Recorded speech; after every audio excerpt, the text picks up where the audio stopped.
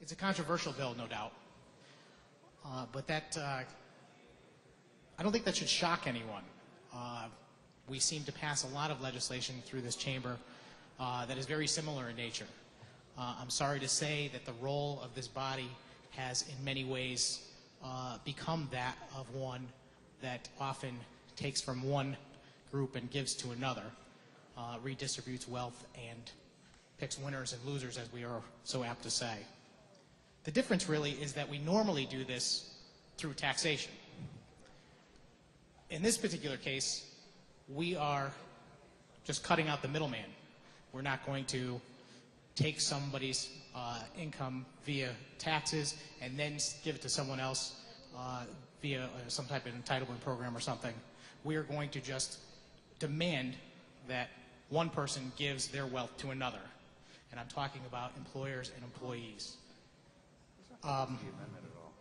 It's just this kind of thing that helps to further encourage this us versus them kind of attitude that I keep seeing from many of I won't say, how about advocates of this bill? I suppose that's the best way to put it. I don't want to be unfair in that regard because I'm certain that almost anyone could come up with that kind of attitude on their own. But that's kind of the way this is portrayed in sort of, it's the employers versus the employees, and we need the big bully of government to come along and help us get what we deserve. I don't think it needs to be that way. Employees and employers should be working together towards common goals and for their mutual benefit and success. I know from my own experience, I've worked as an employee, I've worked as an employer, and in both regards, when I was an employee, I know that I worked hard at my job because I knew that the business that I worked for needed to succeed in order for me to get further in my career so that I could earn more and be more successful. And as an employer, I tried to instill that in my employees, and I knew that I needed to treat my employees fairly so that they would work hard and want to help our business succeed.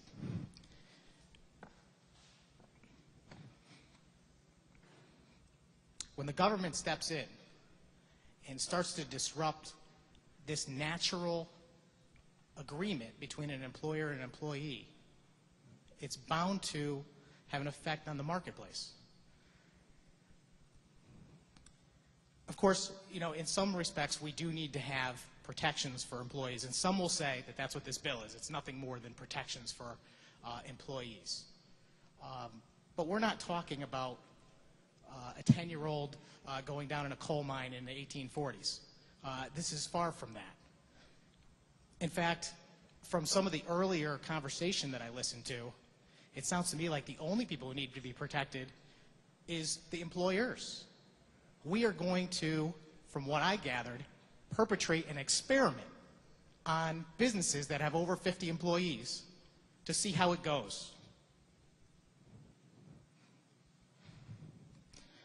We need to think what this is going to do to business in Connecticut. And I don't mean just the immediate impact, which is essentially demanding that all of the employers that fit into this category get a 2% raise.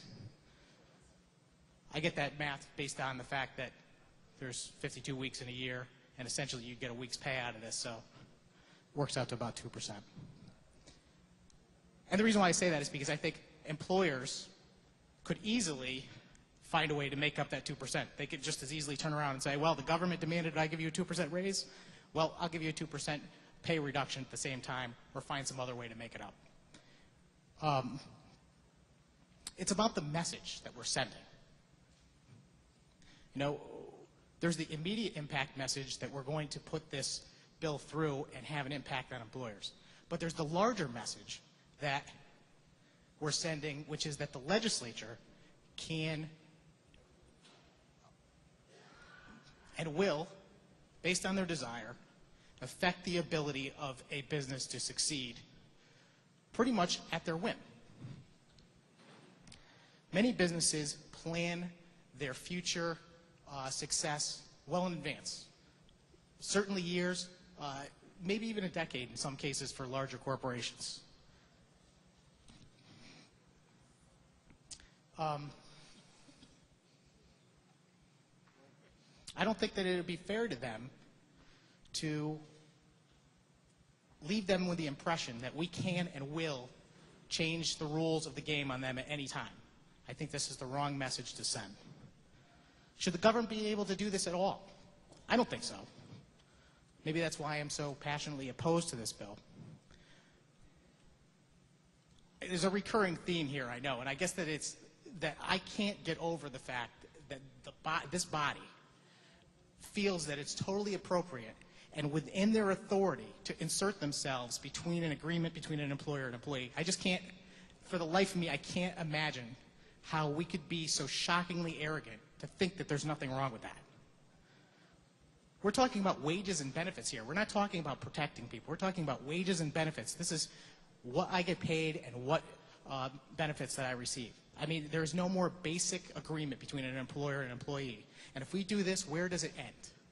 Are we going to start dictating how much CEOs make? Are we going to start dictating what each job is worth? There's an old maxim that says you cannot help the wage earner by bringing down the wage payer. It's often attributed to Abraham Lincoln, which is not the case, but it's still true. I think that the economic problems that we face as a country and a state are largely because we have not heeded this advice. And this bill is just more of the same. I just have one final thought I want to wrap up with. This is clearly a philosophical battle. And I guess I stand on the side that has faith in every individual to be able to achieve without the assistance of the state. And whenever a bill comes before me in this chamber, the very first test that I give it is, does it affect any individual's freedoms? Now, of course, this bill absolutely does. There's no question it affects the freedoms of the employers. But I want to let everyone here be very clear that it affects the freedoms of the employee just as much. Essentially, as an employee, yes, you're going to get the benefit of this paid sick leave, but you're also giving up your right to negotiate that with your employer. And every time you give up your ability to negotiate, you're giving up a little slice of your freedom. So I don't think this bill gains you anything as an employee. I think that if you were valuable enough to keep after this law goes into effect, I think your employer would have given you paid sick leave if you went to him and negotiated it. There is basically no difference.